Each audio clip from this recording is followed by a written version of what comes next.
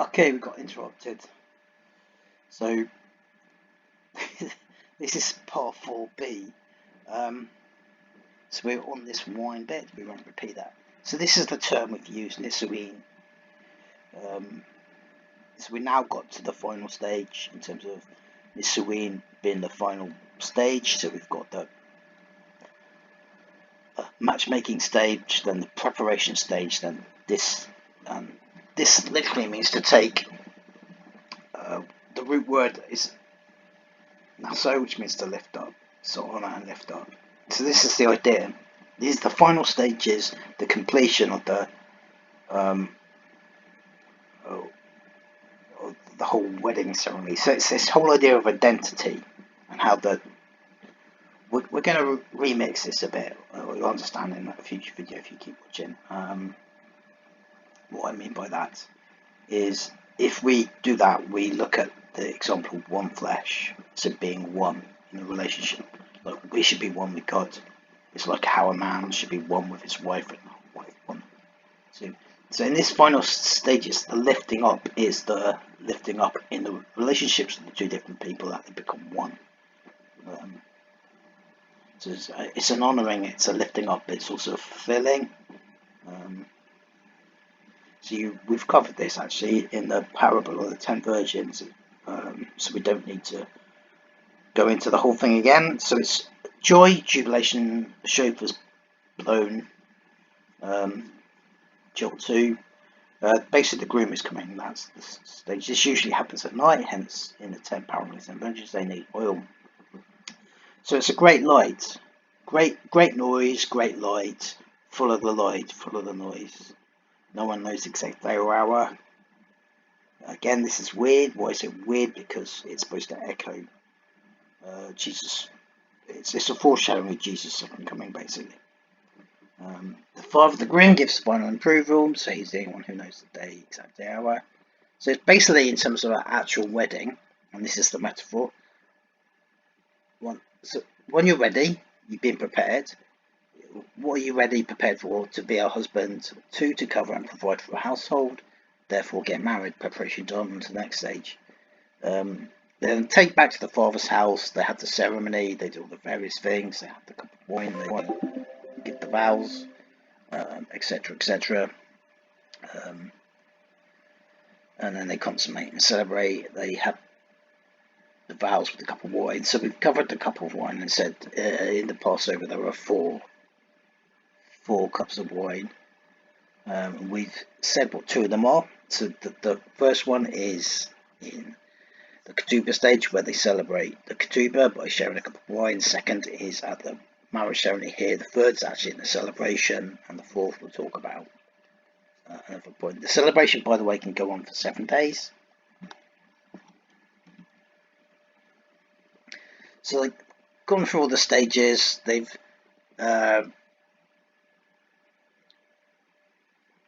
I think the simplest thing to say is they have this kind of official ceremonial stage at the ketubah stage, ketubah writing, and then that's for the echoing of a later stage, which is, this is what we would call the wedding in a Western concept, where we go to a venue, we celebrate a wedding, we say things, we say vows, and then you're married. So to us, this is the actual wedding, though it's more biblically.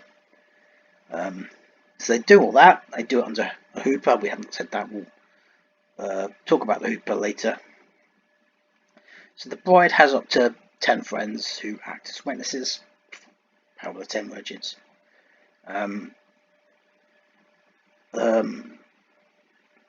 So the consummation stage. This is the stage.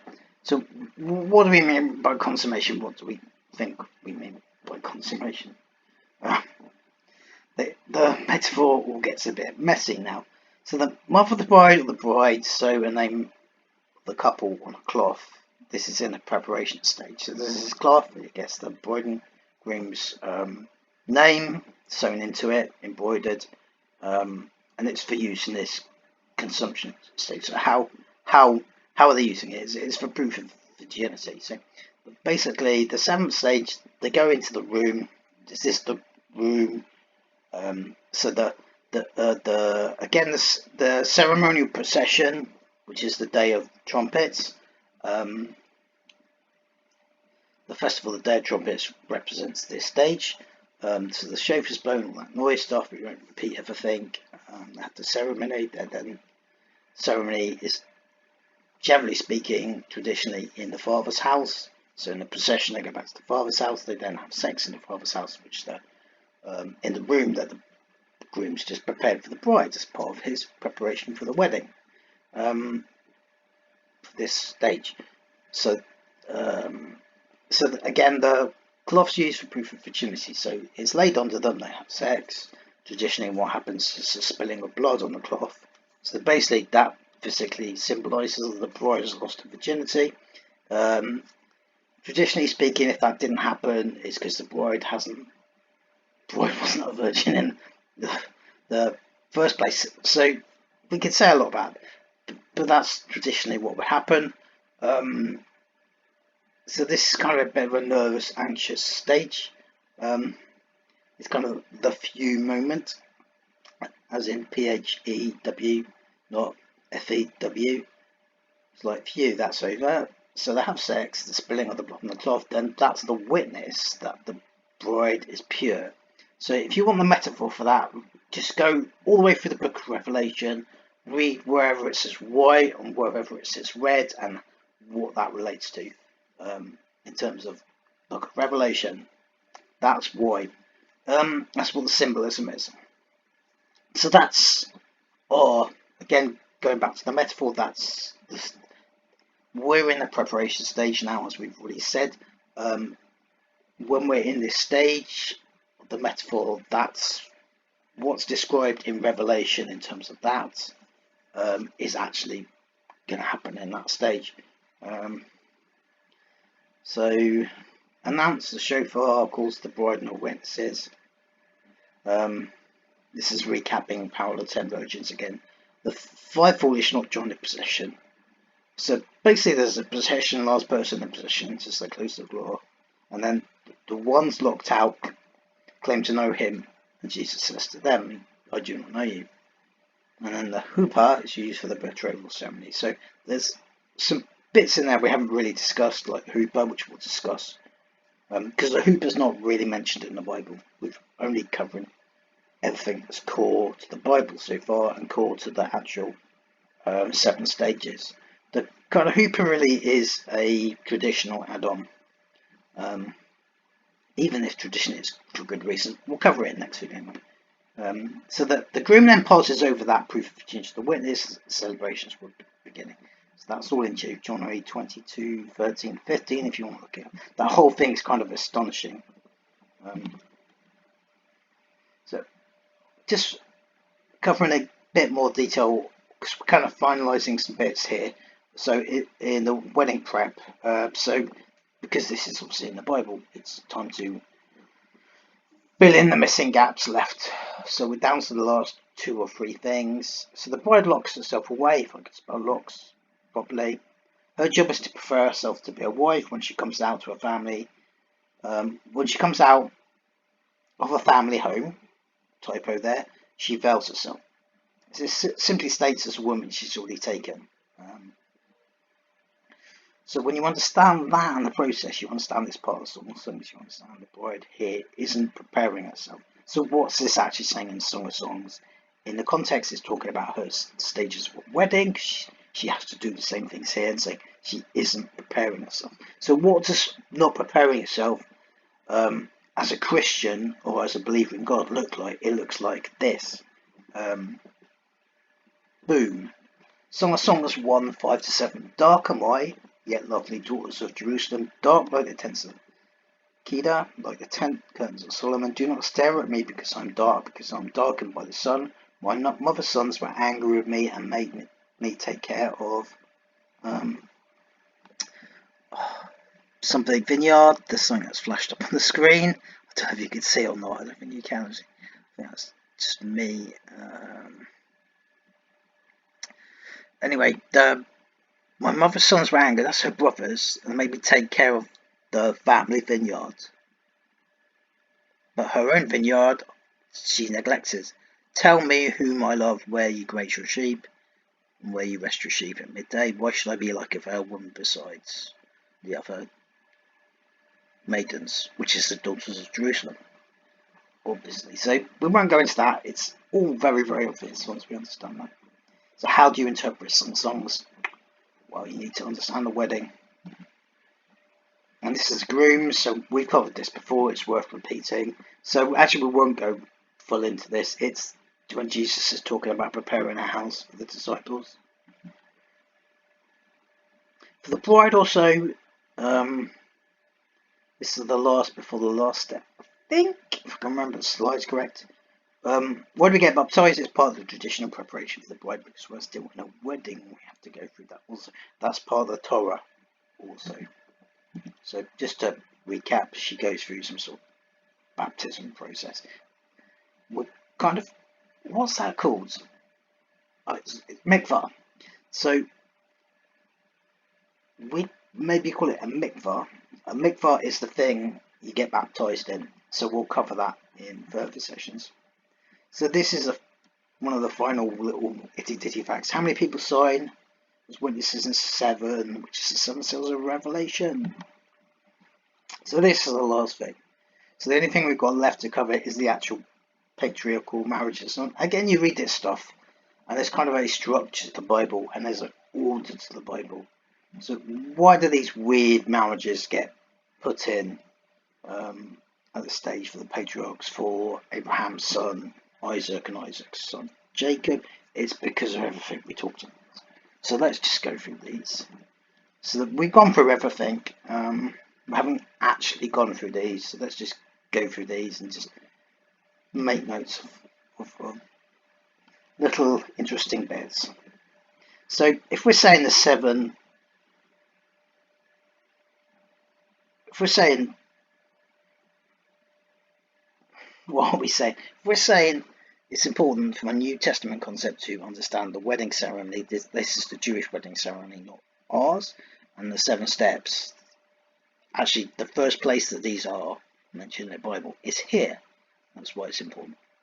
So these 7 steps are repeated, or every marriage since repeats these steps. So if we go all the way back in time to Genesis 24 and we look at Abraham, Isaac and Jacob, we understand this whole traditional wedding thing's been going on a very, very, very long time, all the way back to the beginning of Israel, and the Israelites and the Jews and who the Jews are.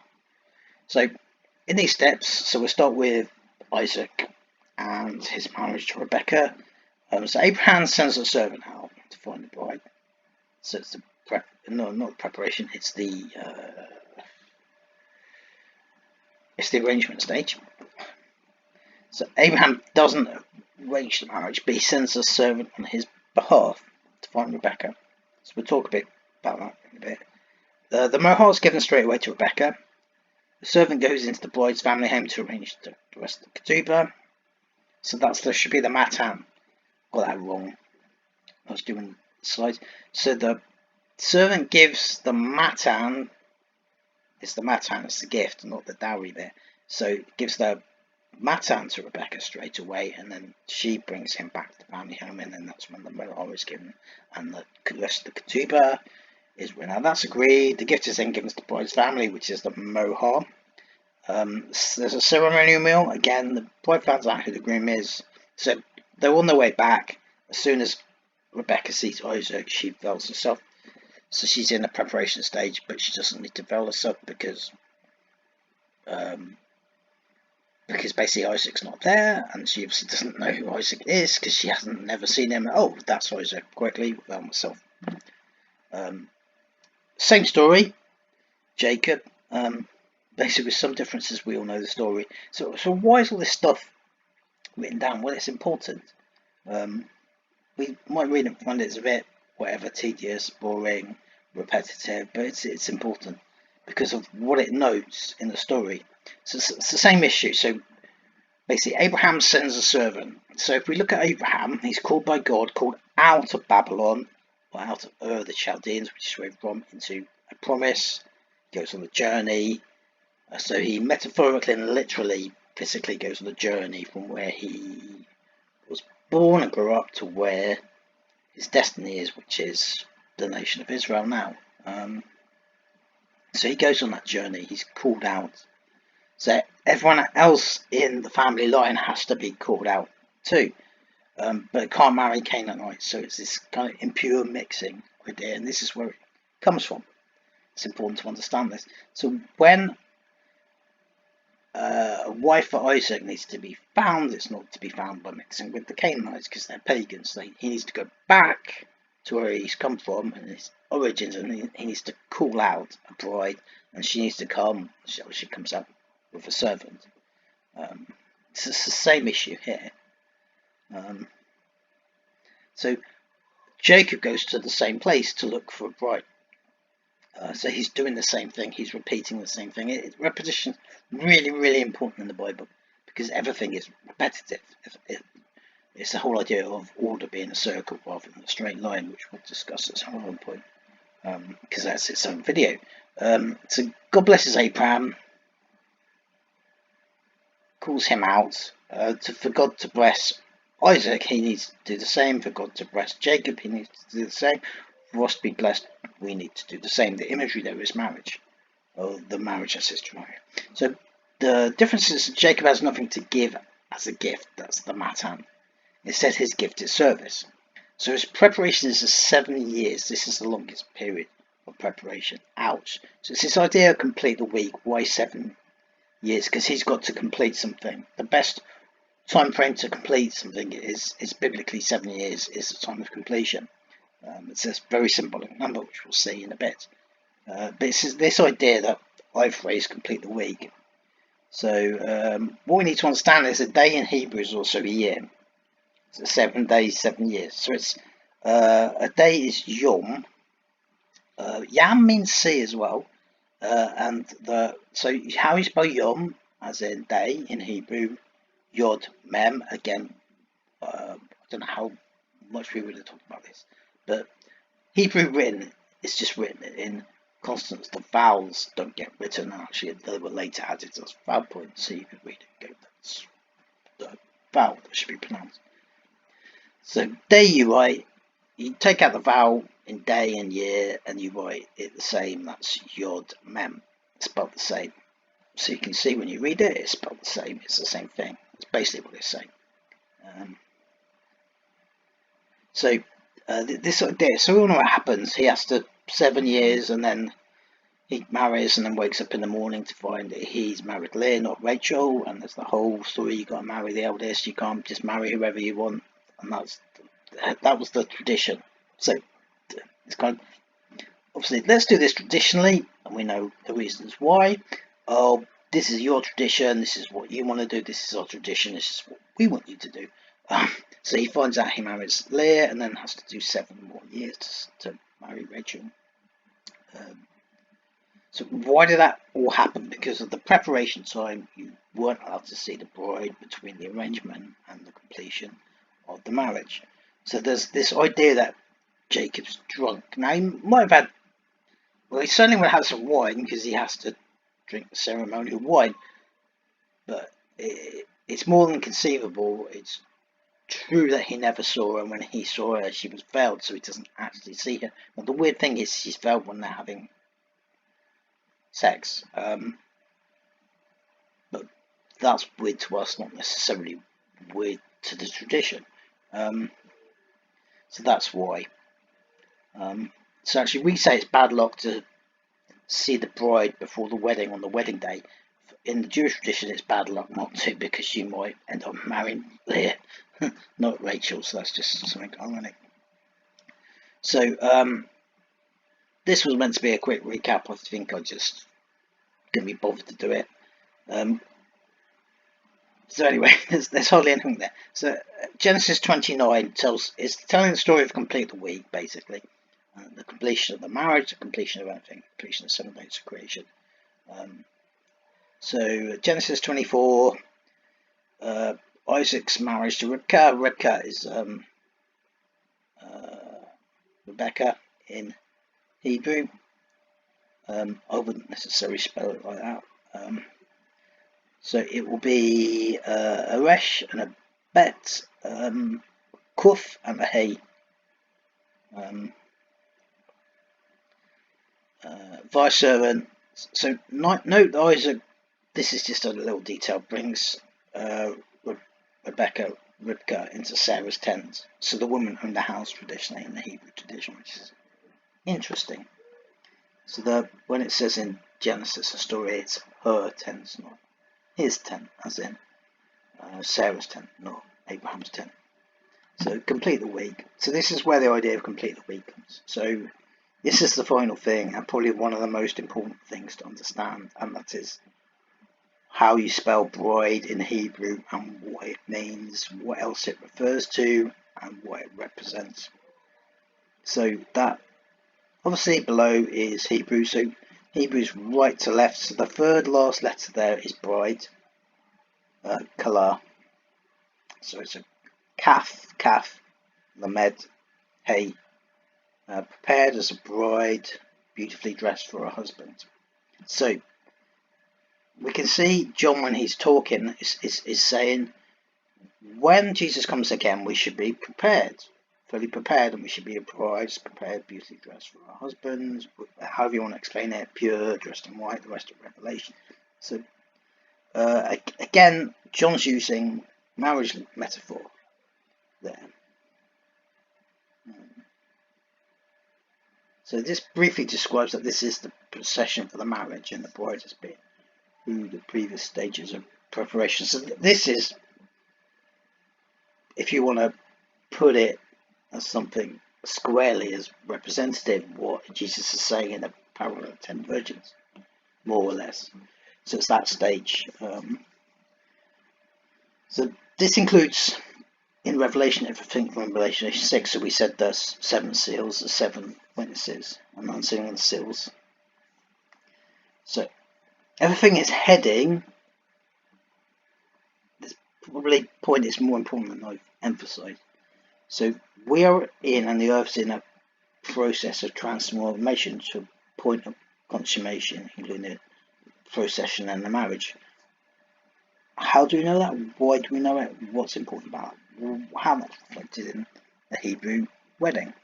So everything in Revelation, where it's prophesying stuff, is bringing to the earth creation and human beings, men and women and kids within creation, and within that those who are part of the family of God and those who aren't part of the family of God, everything to consummation. And this is what Revelation's about. It's about getting everything to a point of consummation where everything's fully prepared, fully refined, fully gone through all its preparation stages. So it's either for or against God. We're either partake or we're locked out. So this is the very final thing to say. So we review what bride actually means in Hebrew. So this word kala,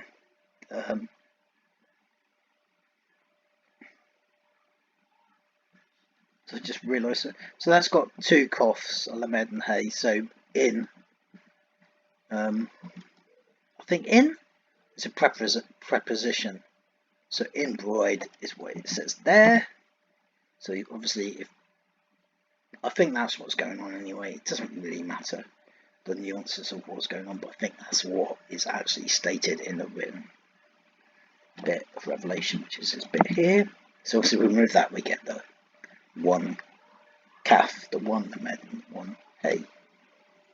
So kala. So ironically, in Hebrew, it can mean daughter-in-law and bride. So what you have in church is a theological argument about whether our primary identity is sons and daughters, or children of God, or it's bridal. Now, ironically, although those are different terms in English, the term is the same in Hebrew for daughter-in-law and bride. So the son calls the church the same thing as the father calls the church. It's the same phrase.